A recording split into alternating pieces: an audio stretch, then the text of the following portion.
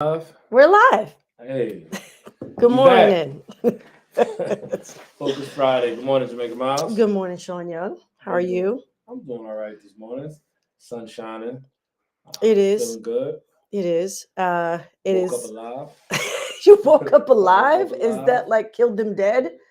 Anyways, like I watch too much TV. But it is Friday morning. It is Focus Friday live for all of us and all of you who join us either live while we're recording or happen to catch us when you watch it later. We do have quite a bit to excuse me, talk about today.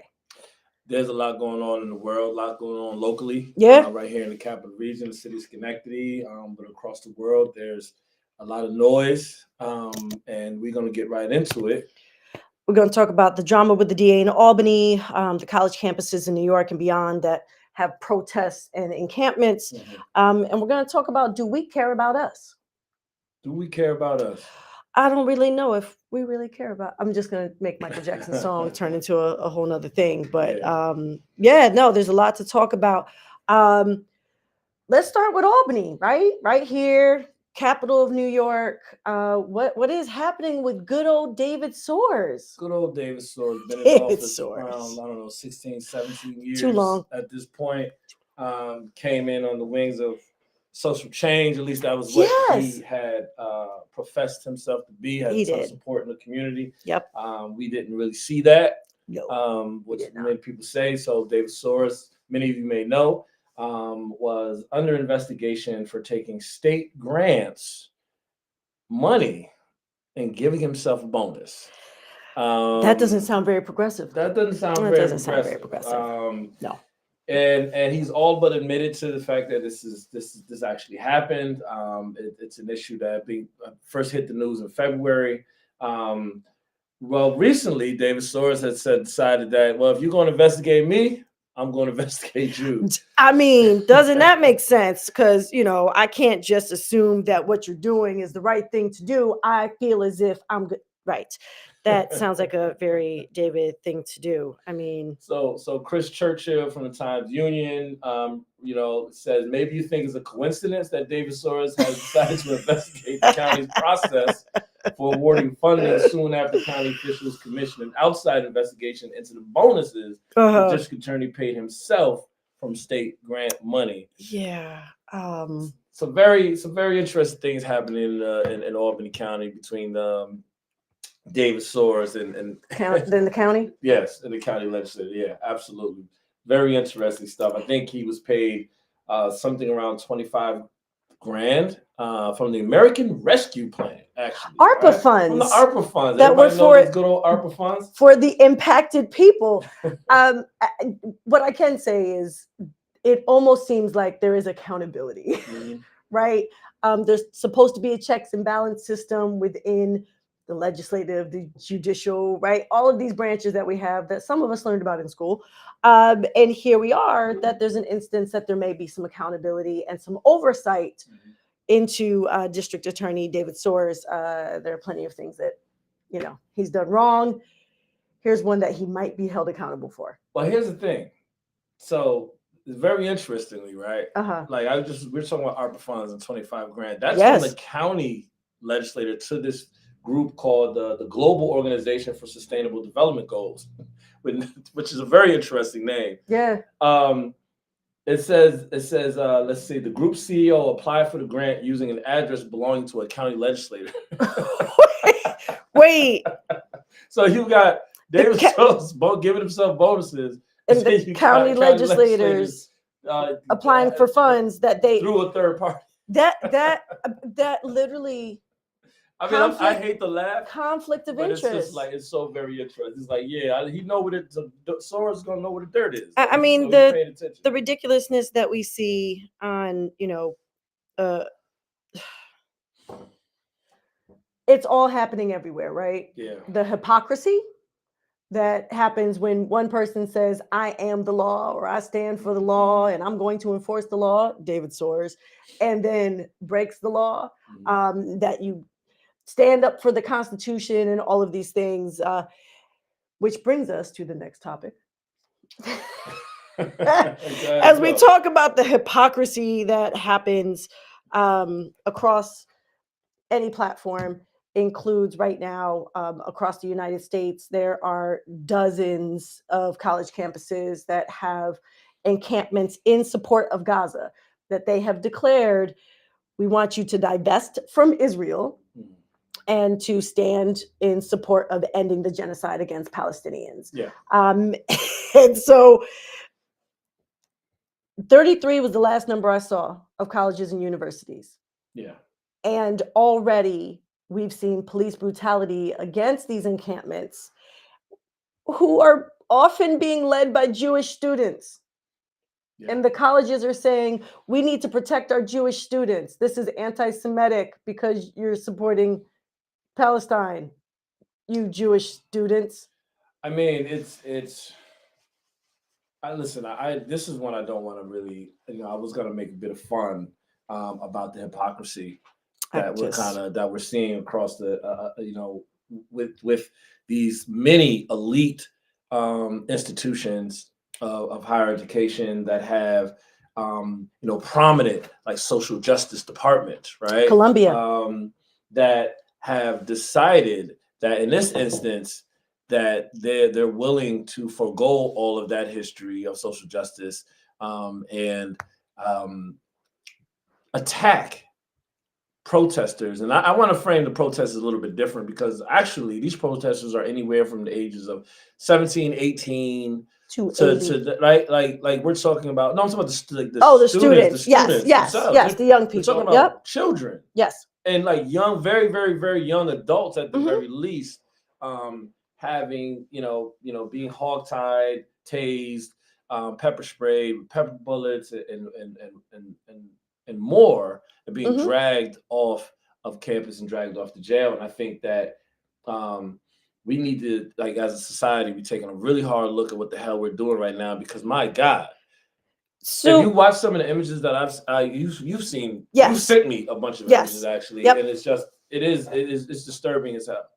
So we talk about history a lot, right? And Columbia University being one of the first college campuses, if not the first, that had the encampment, and has a history of student protest against the Vietnam War that they are proud of, and now spoke about calling in the National Guard.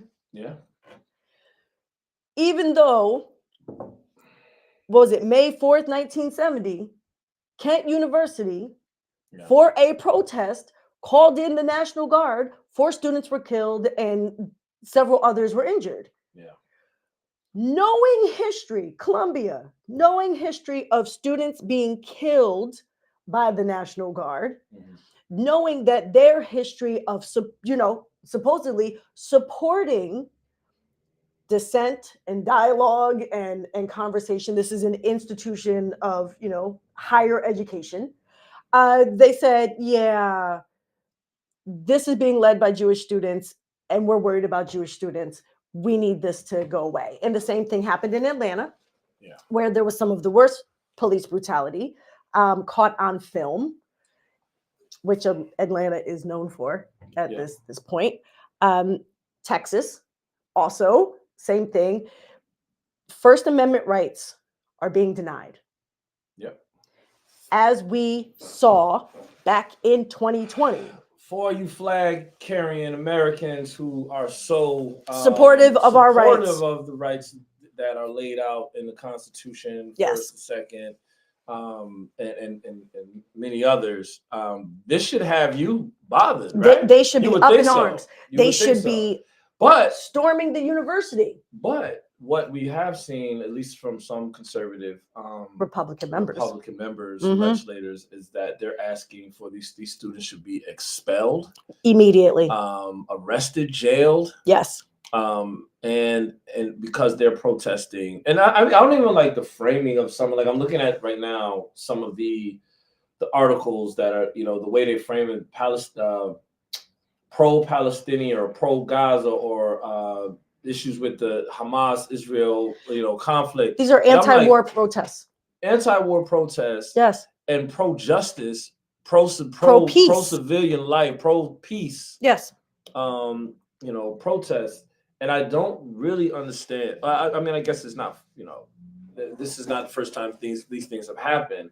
But I'm really finding it a bit difficult, especially in the face of, what's actually happening, in Gaza. Like they just discovered. So like, meanwhile, in Gaza, yes, they've discovered mass graves yes, around the hospital Khan Yunis, 300 plus individuals. Some they believe to be having buried alive. Some, with their hands tied around the rails. Many children. Amongst the people found dead in those mass graves, and you and so many countries, including the U.S., are like, hey, we need to investigate this. This is very disturbing what's happening, yet this has continued to happen. Yes. Why people are like, hey, look at what's going on, and we continue to stick our heads in the ground and say, no, we need to continue on with this onslaught. And the first call from the U.S. has always been that Israel needs to investigate this. It has always been their first call. The first thing they say is, yes, we've told Israel to look into this. Just like we asked police to check into police brutality. Yeah. We're going to ask the person accused of the crime to look into this, even after overwhelming evidence and condemnation from other countries, organizations, investigations. Like the pile is significant against the state of Israel, which being against Israel is not anti-Semitic. We might as well start with the Netanyahu administration. Like, how y'all want us to frame this? No, that is what they want us to say. That the extremists of Netanyahu, and I am so kind of over the politics of language. That we feel we need to be careful how we speak as to not offend those who support Israel. And let's be real, there are many Jewish students on the campuses that are leading these rallies and marches in the streets, that there are Jewish students who are being arrested and brutalized. So when people say we are here to protect the Jewish community, no, you're here to protect an ideology that is not based in Judaism, and you're not protecting all Jews. You are being very selective about who deserves protection and for what reason. So here we are yet again in America, where individuals are deciding who is worthy of their rights and who is not. College campuses is I think something that no one can deny as a tipping point in our historical base of knowledge. Whenever there's been this eruption of campuses around an issue, what happens afterwards? And what happened before then? Just like we see here in the city of Schenectady. Residents have been calling for a resolution here in the city of Schenectady for weeks. Probably, what are we at? Like 6 weeks now? Yeah, I believe so. Attended at least 3 city council meetings. Going to be back. Speaking about it, talking about it. This is a humanitarian issue. This is not about Jews versus Muslims. Paul Nelson needs to do a better job. This is as local as you can get. There are Palestinians who live here, and even if they didn't. Yeah. So and that's you just spoke to something that I think many folks are wrestling with, and I think that becomes confusing and complicated because what we have, and it's not really confusing and complicated, I think, for us, right? What we're actually standing for, but it becomes when you're talking about the narrative around all of this, like you have, people that are attempting to redefine reality for folks, right? So for us, like literally, you have no. If you say that government is wrong, then you are now a bigot against a faith and a people and a culture, right? And then that's problem that's making it like people aren't able to that's a hurdle for some people to try to get over and think through. But if I could define your reality for you, right? Like how much power do I actually have? Like we're talking about literally just stopping the killing of so many innocent people. Like at this point, right? You're talking about, there are 35,000 people who have been murdered. You have, 14,000 of them being children. You have 1,000 plus individuals in Israel who killed on October 7th. You have hostages that have been taken and are still held, that have been many killed by Israel themselves and the IDF and their soldiers, and bombings and shootings and all of that. And we're saying, no, let's just keep going. Keep bombing. Let's not stop. Now the clearly the power balance is in the hands of the state of Israel and all of its supporters across the world. Clearly, Germany, they are and not US. losing Yeah. the physical war. Right. They've been able to move 2 million people in around that 25-mile radius area at will. This is what and they have complete air superiority. They have complete dominance on the ground with military might. And this is going on for more than 6 months. More than 6 months. And we're saying, hey, at some point, people are starving to death. Yes. Children are being killed at that numbers that are obscene. We can't. You saying that it's not okay to say this should stop. No, but you and as a woman of faith, to use religion to justify the mass murder of any group of people should make any religious leader stand up and shout and condemn it. Yeah. If you follow any of the, let's just say the big three, Christianity, Judaism, Islam, just the big three, you are told by your faith that you must speak out. You have to. That you should use your hands to move into action to try to preserve life, to prevent any further death. By your faith and your religion, you are to move to action. And if for some reason you cannot use your hands, you have to then speak out. And then if for some reason you can't speak out, at the very least, it needs to be within your heart to condemn what is happening. That's the bottom. Bare minimum. Bare minimum. None of that says speak in support of mass murder. Yeah. To look for a reason to justify it. Now, that would be if it's based in religion. We happen to be in a country that says separation of church and state. Yeah. That we do not prioritize any one religion over the other. That everyone gets to live their lives and experience their religion without it impacting, supposedly, our government, abortion rights. Yet here we are, and in our locality, there's been sentiment of the interfaith community needs to come together to discuss this. Why? What the interfaith community does not run our government or our city. It is indeed an important part of the community that has a voice, but it is not the decision maker. And this is not a religious issue. It is made to seem like one to justify the mass murder of Palestinians, the genocide of a people. It is a humanitarian issue. It is one about resources and control and power. And anyone worth a grain of salt should be able to stand up and speak against it.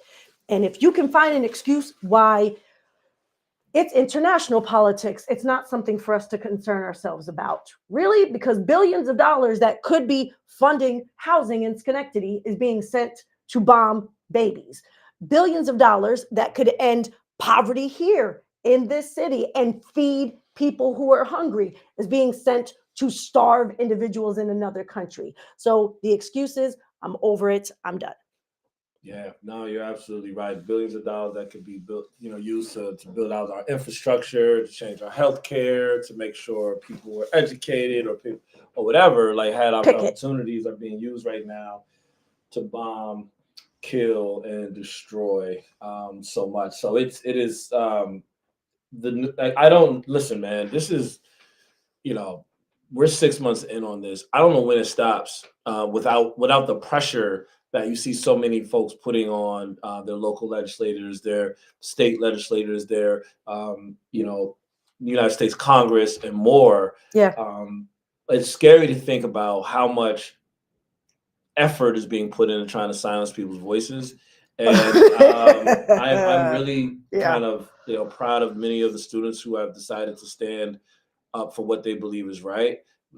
United States institutions of higher education have a long history of that. Like you mentioned, Kent. Many of the great leaders of civil rights movement were college students. Yeah. Right. SNCC. SNCC that came out. Many of the freedom rides, like all of they were college students who saw what was wrong and wanted to activate themselves and others to make sure that change happened for people that it wasn't happening for in the South. Young people have been a part of movement work forever. Yeah. Leading the charge very often. We do a whole workshop on it, right? And talk about that history. And it doesn't mean that, yes, young people, powerful voices, and I appreciate them, and we need them so much. It isn't this young people lead the way and old people stand in the way. Although we look at who's in office and saying don't do it. Yeah. We've got the over 80 white men who are saying, knock it off, shame on you. But there's also the intergenerational movement that happens. And no better place to see that than right here in Schenectady. So shout out to everyone who has stood strong and proud and loud and spoken either at a city council meeting, sent a public letter, right? Not a private communication. Like, yes, you may have sent a private communication, but you made sure that it was on the record, that you held them accountable and said, listen, this is who we are and how we feel. And at the city council meetings, we've had people of every age, race, faith, ethnicity, pick it. It has been a unifying moment. So to people that say it has been divisive, I call you out for the lie you told, because what we've seen is unity pulling people together. There is a division. What's that division?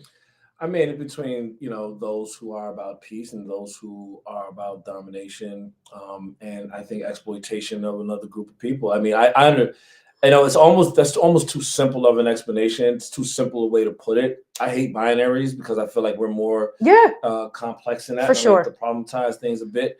When we're thinking about the different positions that people have and why they have them. Yeah. And I honestly feel like, there is a separation between people who are seeking peace in this moment and people that are willing, for whatever the reasons are, to stand by and watch what has been called a genocide by almost every human rights group and many countries across the world. So that is the separation between those that are willing to stand by and those that are willing to stand up. To make sure that their voices are heard and that this stops. And we're not even thinking about what happens after. We can't even get to what happens after because right now we're in a position where we're just like the bloodletting is ongoing.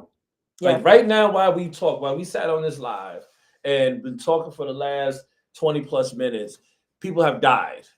Been murdered. People have been murdered. People are starving. Babies are malnourished and dying. And there is a 1-year-old that has 200 stitches in their face. Yeah, I saw that too. 200 stitches in their face. And we can close our laptops or look away and I can't look anymore. It's too much for me. Those people don't get to look away. And again, we are paying for it. The United States is the largest supplier of military weapons to Israel, followed closely by Germany. Then we've got, everybody else. It is our money that is being sent over there. And to people that say, oh, well, we can just print more. Really? Because we don't print more when we need things in our local communities. Yeah. So again, to your point, the people that are all pro-America, they should be outraged. Yeah. How dare you be sending this money over to another government? We should be taking care of our own. come join us, be at the next city council meeting, tell them to call for a ceasefire that ends not just the bombing, but ends our financial support of the bombing. Because you're right, we agree on this. We don't think our money should be going over there either. Do we care about us? And who's the we talk about? Because all of this is happening. People complain and say, oh, this doesn't matter to us. And we've talked about how it absolutely impacts our lives and that we live in a global society. And yes, it matters. But do we care about us? How much do we care about us? What are we willing to do if we care about us? No, that's right. That's right, Jamaica. And so back to those, once again, flag carrying, card carrying Americans who may be conservative. Maybe we sit on the different side of issues. But if this is an issue that you feel like we shouldn't be funding, why don't you show up? Come say that. Come say that. Come say that at the city council meeting. Come say that. Write a letter and say that we should support a resolution that ends this war and stops the funding from the United States government. I mean, it's about all of us, right? It is about all of us. It's about doing this together. And which sends me to, we got the Together Fest. We have Together Fest tomorrow at 12 noon at Sikkim, now called Sycamore Collaborative, but it's still Sikkim Food Pantry on Albany Street at the end of Craig. 837 Albany Street for those that are just using the GPS. Show up. Come through, free food, activities, because it is all of us. It is us collectively working together, demanding change. I want to acknowledge that it's hard. A lot of us struggle every single day just to exist. Yeah. Those conditions don't need to be that way. None of us have to struggle. But the only time that it changes, the only time there has been any progress has been when people have collectively come together and demanded that change. Yeah. The reason that the bombing will end in Gaza is because for more than 6 months, people consistently went after them over and over and over again, and the numbers grew and grew and grew. And there was already change. There was a shift, right? It went from, I absolutely support Israel, no questions asked, they're doing all the right things, to we're watching the situation, right? That political shift had nothing to do with Israel because Israel's been doing this since before October 7th. Yeah. The same thing was true in 2020. There was an uprising. There was a call for change. We didn't get everything that we wanted, but change happened. And then as soon as folks stepped away, they went, okay, we're done. We don't have to do anything else. Systems reset themselves, get back to business as usual. They banned the need to neck hold in Schenectady, and then they put it back in the policy. We should be upset about it. They're not going to change it if we don't demand it. Yep. We need more housing. We need more, all of these things.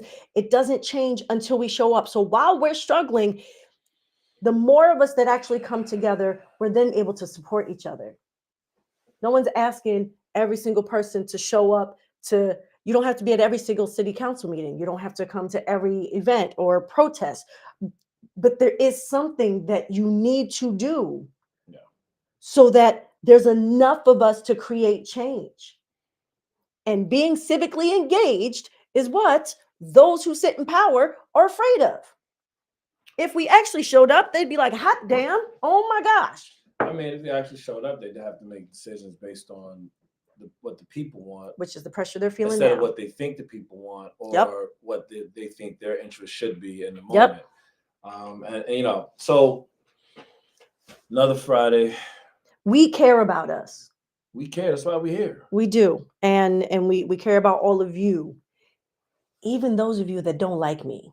Just straight up. I was quoted about 7 years ago saying, I will fight for you even if you disagree with me.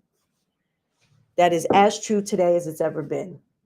Because when I speak out and say we deserve healthcare and housing and education, that list isn't except for those people. I do believe that everyone deserves that. And if we create the change that is needed, everyone will be able to have access to it. But we have to be able to do that work. all of us. All of us. All of us. Fighting injustice. So just to step back, man. Look tomorrow, Together Fest will be at Sikkim, 837 Albany Street, 12 to 2. Yep. The food, community. You're gonna hear some music, eat good, and you're gonna hear from us and some other folks in the community about what it means to be together and what it means to be together beyond just this issue. Right? Yep, absolutely. We wanna change, the standard operating procedure as it comes to this community work. We want people to understand that we are in this together. Absolutely. That's the importance of standing up in this right now and looking at what's happening overseas and how it's impacting us right here. It's a demonstration of us, this kind of collective community we have, right? That this isn't just about faith. Nope. Right? That isn't just about class or gender. It's about human beings being human and wanting what's best for everyone. And I think that we stand with many others across the community for what's right. For sure. And I, for one, am looking forward to sitting down with you all tomorrow and just having a good time, enjoying the community. So please come out. It's going to be great. Bring the babies, because the children, all for the children.